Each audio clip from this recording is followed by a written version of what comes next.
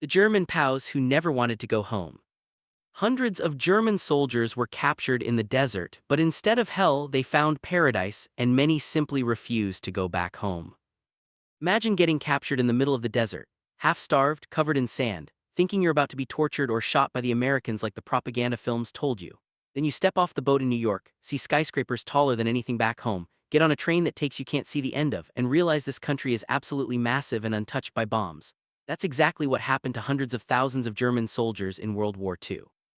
And when the war finally ended, a whole bunch of them looked around at the plenty they'd found in the States and said, "Nah, I'm good here." Some begged, some hid, one guy even lived undercover for 40 years rather than go back. This is the insane true story of the German POWs who refused to leave America. Let's start at the beginning. Most of these guys were from Rommel's Afrika Korps, tough, sun-baked soldiers captured in North Africa in 1943 and 1944, or later ones scooped up after D-Day. They had been fed years of Goebbels bullshit. Americans were gangsters, Jews ran everything, the country was falling apart, the people hated Germans and would lynch them on sight. Reality hit them like a freight train.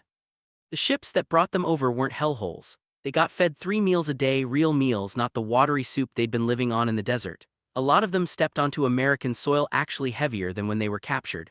One guy said he gained 57 pounds in 2 years. 57. That's like adding another kid's worth of weight because the food was just that good. They got loaded onto trains with the windows blacked out at first, security reasons, but the guards eventually pulled the shades up. These Germans pressed their faces against the glass and watched America roll by for days. Endless cornfields, fat cattle, little towns with white churches, kids waving at the train, women smiling. No rubble, no air raid sirens, no starving people in the streets. One prisoner wrote home and the letters got through saying, "If this is the enemy, then the enemy lives better than we ever did." There were almost 400,000 of them spread across 700 camps, mostly in the South and Midwest where the weather was warm and the farms needed hands. Texas, Oklahoma, Georgia, Iowa, California, places that looked like paradise compared to the front lines. Camp life was weirdly comfortable. They woke up at Reveille, sure, but then they got eggs, bacon, real coffee, fresh bread, ice cream on Sundays. Ice cream. Some camps even had beer, 2 bottles a week if you behaved. They played soccer, the Americans built them proper fields, put on plays, had orchestras, painted, carved stuff, had their own newspapers. One camp in Alabama had a full-on Oktoberfest with American guards joining in. The hardcore Nazis tried to keep control at first. They beat or even killed a few guys they thought were traitors for being too friendly with the guards, but most of the prisoners were just tired of the war and happy to be alive. When the Americans separated the real diehards out, the atmosphere changed fast.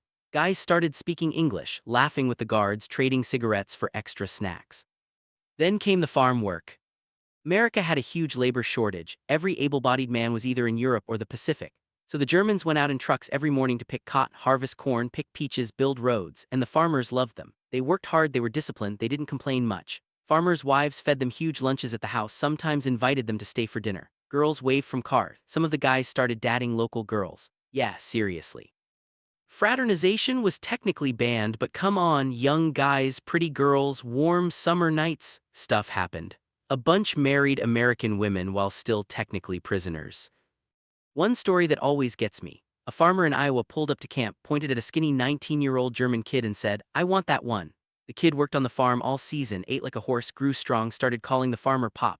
When repatriation orders came, that farmer cried and begged the army to let the boy stay. They wouldn't send him back anyway. The kid wrote letters for years saying he was coming back the first chance he got. And he did legally in 1952. Because here's the thing nobody back in Germany understood, these guys had seen the truth. They saw black and white soldiers guarding them together, eating together, joking together, completely blowing up everything Hitler said about race. They read actual newspapers, watched newsreels of the concentration camps, most of them were genuinely horrified, a lot had no idea it was that bad. They listened to jazz on the radio. They talked to Americans who didn't hate them, who asked real questions, who treated them like human beings. And then the war ended. May 8, 1945, victory in Europe. The camps went nuts, cheering, crying, hugging the guards. They thought they'd be on the next boat home. But the boats didn't come. The US needed them for cleanup in Europe first, so thousands got shipped to England or France to clear rubble before even seeing Germany. The ones who stayed in the States kept working the farms through 1945 and into 1946. And by then the letters from home were coming in and they were devastating. Cities flattened, millions homeless, women being raped by occupying troops in the east, people eating grass and rats. The hunger winter of 1946-47 was brutal, people dropping dead in the streets from starvation. If you were from Silesia, Pomerania, East Prussia, your home didn't even exist anymore, it was Poland or Russia now. Your family, if they were alive, had been driven west with nothing but what they could carry. So when the repatriation orders finally came down in early 1946, a lot of guys lost it.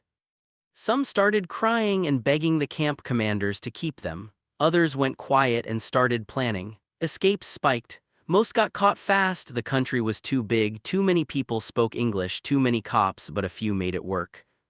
The most famous one is Jorg Gatner. Jorg was from Silesia, captured in Tunisia, ended up in Camp Deming, New Mexico. Good-looking guy, spoke decent English, worked hard. When he heard the camp was closing in September 1945 and everyone was going home, he knew he couldn't go back. The Soviets would send him straight to a labor camp or worse. So the night before the train left, he walked out the gate wearing civilian clothes he'd traded for, hopped a freight train, and disappeared. Lived 40 years as Dennis Wiles, ski instructor in Colorado, tennis pro in California. Married an American woman, never got caught. Only turned himself in 1985 because the Cold War was over and he wanted to stop hiding from his wife. The guy lived the full American dream because he refused to leave. There were others. A guy in Louisiana escaped and just blended into the German-American community. Nobody turned him in. Another in California lived openly under his real name for years because the local sheriff liked him and forgot to report him. Farmers hid guys in barns when the army came looking. Thousands didn't escape but flat out refused to board the ships. There are records of guys chaining themselves to barracks, going on hunger strikes, writing letters to Congress, to newspapers, to anyone who would listen.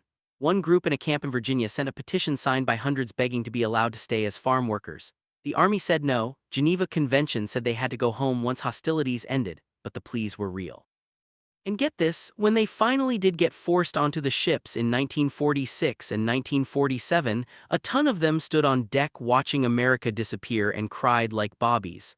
One officer wrote that the happiest time of his life had been as an American prisoner. Let that sink in. Most ended up back in a broken Germany, but a surprising number came right back to the States as soon as immigration opened up again in the 1950s. About 5,000 known ones emigrated legally. Probably more we don't know about. They became citizens, started businesses, raised families, never looked back. Some went to Canada or Britain instead, but the ones who tasted America never forgot it. I talked to an old guy once whose dad had been a guard at a camp in Georgia. He said even knew which former POWs lived in their town, the guy who owned the local garage, the baker, the high school soccer coach, all ex-Wehrmacht who'd come back legally in the 50s. They still spoke with accents, still flew American flags on the 4th of July, still got quiet on Memorial Day remembering the American boys who didn't come home. So yeah, the country they were taught to hate gave them the best years of their lives, showed them the truth, fed them, paid them, let them play soccer and drink beer and fall in love. And when it was time to leave, thousands looked at ruined Germany and said, hard pass. Some of them literally chose to become Americans instead of going home. That's the wildest plot twist of the whole war. These weren't just prisoners, they were men who walked into America as enemies and walked out wanting to become Americans. If that story hit you in the chest, hit subscribe right now, I've got way more coming.